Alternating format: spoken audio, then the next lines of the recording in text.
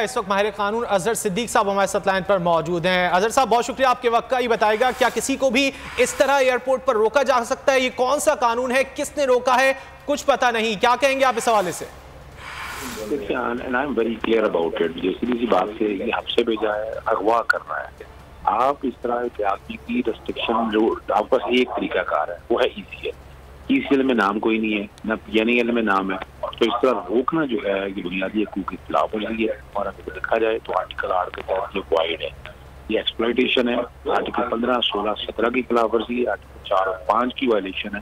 میں تو بات سمجھتا ہوں کہ پرچہ درج ہونے چاہیے اور باقاعدہ میں تو ڈیمانڈ کرتا ہوں انٹری منسٹر کو اس میں استعفیٰ دینا چاہیے۔ یہ والا ایشو نہیں، آپ عام شہری کے ساتھ یہ ظلم نہیں کر سکتے ہیں۔ کوالٹی آف لائف پارٹی کے نظاموں کو سامنے رکھتے آپ یہ کر ہی نہیں سکتے یہ کام۔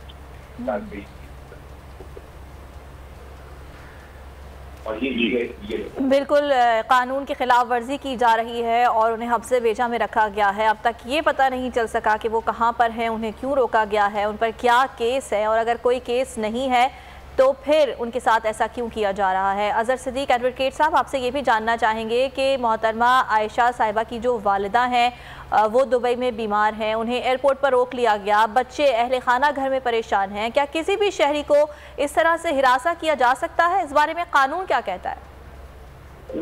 لا بڑا کلیئر ہے۔ اگر آپ نے آرٹیکل 10 بھی ہے، اگر آپ نے ڈیٹین بھی کرنا ہے تو آپ کو ریزن دینی ہے، کچھ بات دینی ہے کہ کس لیے ہے۔ اگر قانون پر گرفتاری ڈالنی ہے تو اگر ایپ کی طرف سے کوئی تب ہے، اگر ایپ کی طرف سے ہے تو لیکن میں آپ سے بھی کہہ رہا ہوں، میں اس لیے کہہ رہا ہوں فوری طور پر اور سو موٹر نوٹس دینا چاہیے کورٹ کو سارے مسئلے کے اندر۔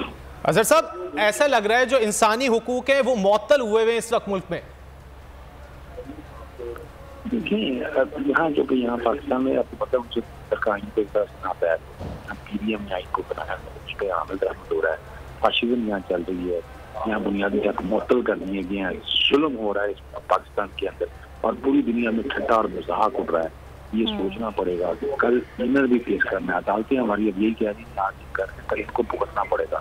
اگر ان کو یہ اگر 13 سیاسی جماعتیں اگر اس طرح کا رویہ اختیار کرے تو پاکستان سے لوگ تو چھوڑ جائیں گے۔ ٹھیک ہے اظہر صدیق صاحب بہت شکریہ، آپ نے اس بارے میں ہم سے بات کی۔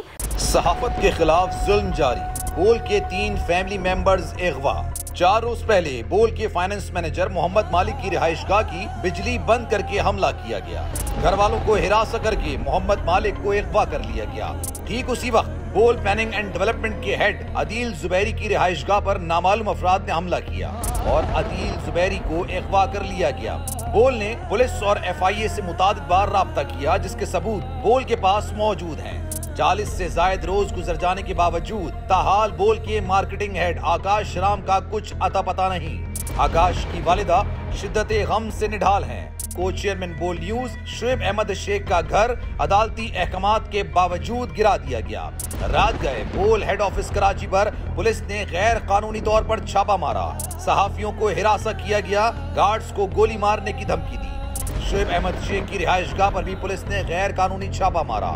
پولیس کو واضح جواب دیا گیا کہ شعیب احمد شیخ رہائش گاہ میں موجود نہیں ہے، پولیس وارنٹ گرفتاری دکھائے تو شعیب شیخ خود رہائش گاہ کر گرفتاری دے دیں گے۔